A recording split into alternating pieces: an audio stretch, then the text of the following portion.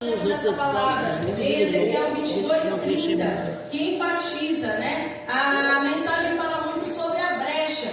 Quando na palavra do Senhor, em diversas passagens fala, procurei alguém que estivesse na brecha. O que seria alguém que está na brecha? Alguém que está posicionado, clamando por alguém ou por algo, até que aquilo venha a ser alcançado. Né? Quando nós falamos sobre alguém que se apresente diante de Deus, é alguém que se coloca na brecha. Eu venho, meu Deus, em nome de Jesus, eu venho falar pela Gislene, Senhor. Apresento a vida dela, apresento o filho dela, a família dela, a minha família. Isso é eu me colocar na brecha. Né? Nós temos diversos exemplos, né? Eu como professor não sei trabalhar sem fazer anotação. Então os irmãos vão segurando, quem quiser fazer anotação, faça suas anotações também.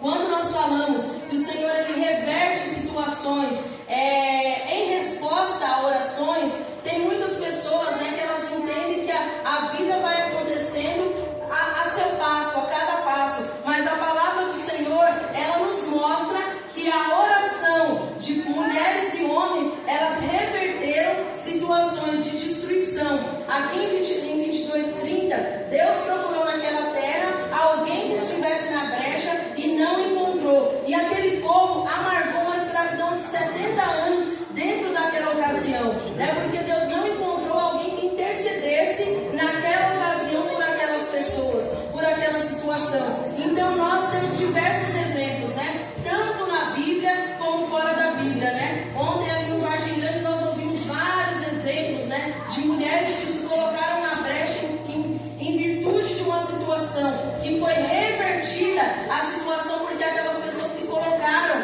à frente, aquelas pessoas usaram de sabedoria, usaram de estratégia e foi revertida uma sentença, uma causa, uma sentença de morte, uma sentença de tragédia, uma sentença de destruição, toda uma família, toda uma geração teve uma mudança de comportamento, um milagre aconteceu em decorrência de uma mulher em especial que se colocou na brecha. Né? Nós podemos falar de diversos exemplos. Eu fiz inicialmente o exemplo de Moisés, né? Quando ele subiu ali naquele monte para buscar as tábuas, né, dos 10 mandamentos, quando ele ficou por muitos dias ali naquele monte, ouvindo a voz de Deus e fazendo anotações. Quando ele voltou, o povo estava totalmente voltado à idolatria, voltado à sedução e ali adorando aquele bezerro de ouro feito por Arão. Né? Aquelas pessoas, elas esqueceram que Moisés tinha subido para falar com Deus. Né? Então Moisés se irou e Deus falou: vou destruir esse povo e a partir de você eu faço uma nova nação. E Deus falou, não, Moisés falou para Deus: não, Senhor, tira o meu nome, mas não faça isso com esse povo. Moisés ele se colocou na brecha e Deus mudou a sua sentença, né, por aquele povo. E por conta de Moisés que se colocou na brecha, Deus não destruiu aquele povo naquele momento. Né? E também nós temos um outro exemplo de Abraão. Né? Sodoma e Gomorra tinham aquela sentença de que Deus iria destruir aquela terra por conta de toda aquela situação que eles se colocaram. Né? Até hoje em dia, quando a gente fala de Sodoma e Gomorra, é alguma coisa totalmente fora de lei, fora de mão, algo que não tem regra, que não tem tamanho, totalmente sem direção. Né? Quando Deus decidiu destruir Sodoma e Gomorra, Deus se lembrou da oração de Abraão por seu sobrinho Ló, que estava naquela região. Deus não tomou aquela cidade, mas tirou Ló e sua família de lá em decorrência porque Abraão se colocou na brecha.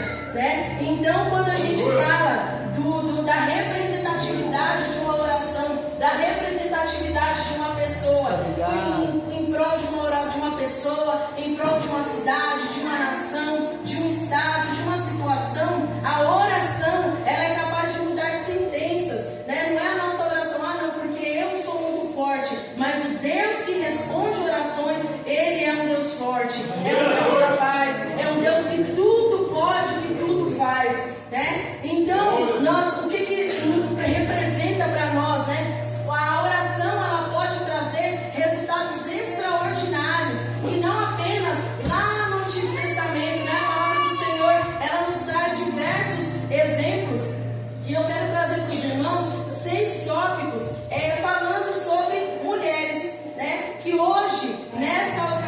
Então, nessa situação hoje aqui, como tudo é direcionado às mulheres,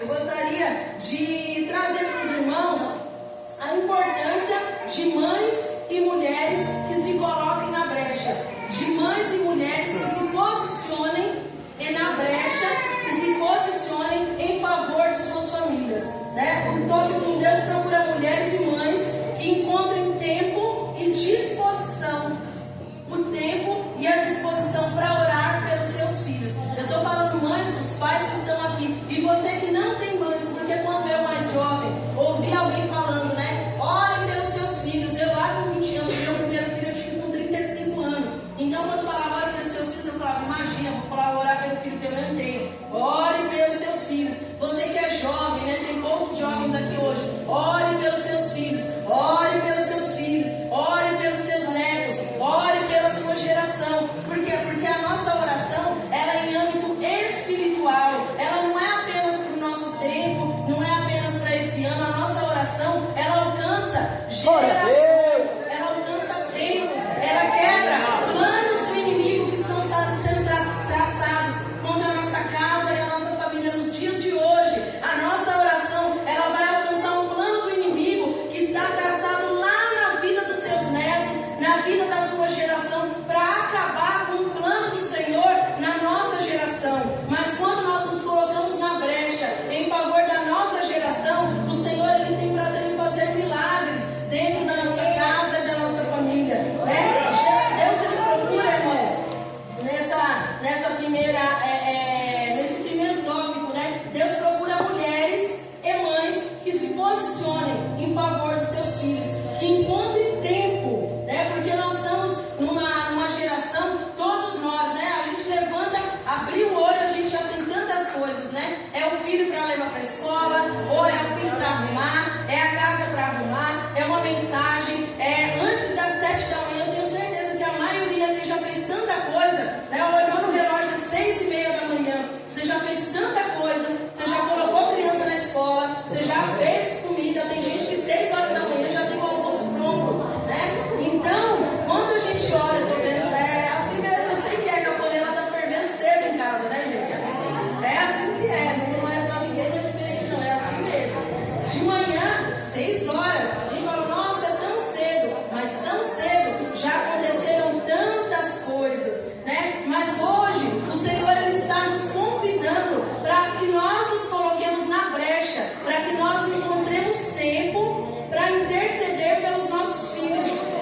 Parece uma coisa tão simples, né? Uma coisa tão corriqueira, mas eu oro pelos meus filhos. Senhor, esse menino estava trabalhado e eu estou querendo quebrar ele no pau, mas hoje, Senhor, eu apresento nas suas mãos, para que o Senhor não recolha ele, eu tenho que entregar ele de vez.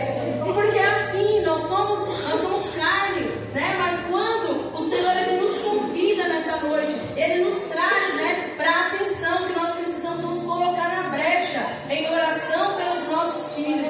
Uma geração que nós estamos o quê? Correndo. O urgente está tomando lugar do importante, né? Quantas coisas que elas são necessárias ou elas podem ser feitas depois. A gente fica, não, eu tenho que lavar roupa, eu tenho que fazer a comida, tenho que colocar a criança na escola, tenho que responder o bilhete da escola. Aí a gente fica, mas eu nem escovei os dentes. O que é mais importante? Colocar água para fazer o café ou escovar os dentes? A gente está nessa loucura todo dia, né? E se a gente não tiver cuidado, chega meio-dia, você nem passou uma água no rosto ainda, né? Para quem está trabalhando em casa, o que já é muito trabalho, né? Mas quando a gente se dá conta de que a gente está vivendo no piloto automático e a gente não está cuidando do mínimo, que é orar, apresentar ao Senhor o nosso filho, a nossa filha, a nossa geração, aquele neto que você nem está no projeto, você não tem nem um filho casado ainda, seu filho tem 3 anos, mas você não vai falar, Jesus, eu não estou orando nem pelo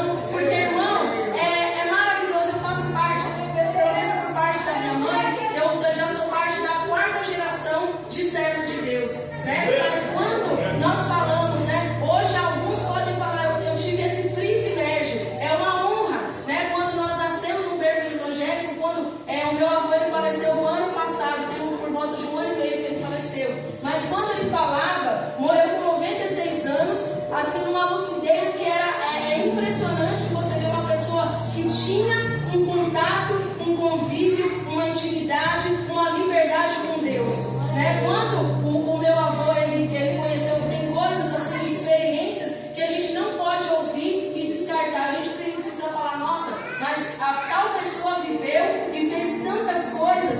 É o que eu estou fazendo pela minha geração? Porque o meu avô ele já partiu do Senhor, né? A minha mãe tem 60 e poucos anos.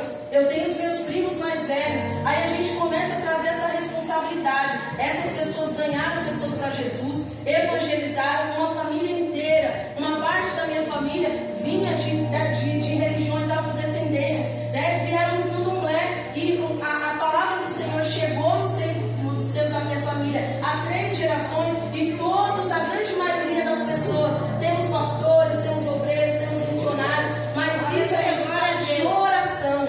Não tem sorte para quem serve a Deus, irmãos. Mas quando nós, eu conheci a Jesus hoje. Na minha família não tem ninguém que serviu a Deus, não tem nenhum pastor, ninguém nunca orou por mim. Seja você o primeiro. Que da sua geração venha pessoas que venham servir a Jesus, que venham louvar o Senhor, que venham engrandecer, que sejam pessoas referencial da glória de Deus. Quando nós falamos de orações que chegam, o meu avô ele conheceu, tem alguns netos que ele não conheceu, mas nós cremos que a oração de avós e avós, de tios, de tias, alcançaram familiares, né? Tem muitas pessoas aqui nos dias de hoje que não conhecerão seus netos, seus bisnetos, mas a oração que você colocar nas mãos do Senhor Jesus hoje, a sua preocupação, a sua dedicação, pessoas estão de pé aqui nessa noite, porque orações foram apresentadas ao Senhor. Porque, Senhor, cuida do meu neto, cuida da minha neta, cuida da minha geração, que o inimigo não tenha poder de destruir, que não tenha poder de